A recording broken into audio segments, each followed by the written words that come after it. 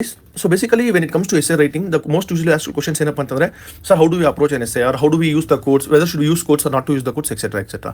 See, when it comes to essay, there are totally three things. One is introduction, where you give brief summary as to what is the thing and what is asked about.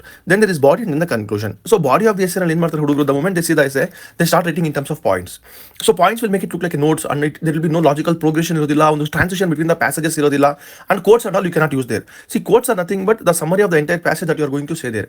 Women development to women-led development ಅಂತಂದ್ರೆ, here you are putting women into the driver's seat. So this kind of quotes help you summarize the entire passage or the entire paragraph in one quote or in one small line. So sir, how do I develop this kind of quotes, sir, or how do I get this facts data to substantiate my essay or to support my essay?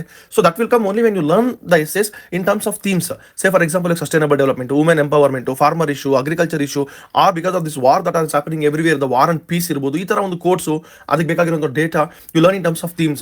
So whenever any essay is given, you put it across into different themes. Like ನಾನು ಯಾವ ಥೀಮಲ್ಲಿ ಓದಿದ್ದೀನಿ ಅದನ್ನ, ಅದು ಯಾವ ಥೀಮಲ್ಲಿ ಬರುತ್ತೆ essay ಅಂತ, if you can identify that one, automatically you'll be using all the quotes and data that you have already learned.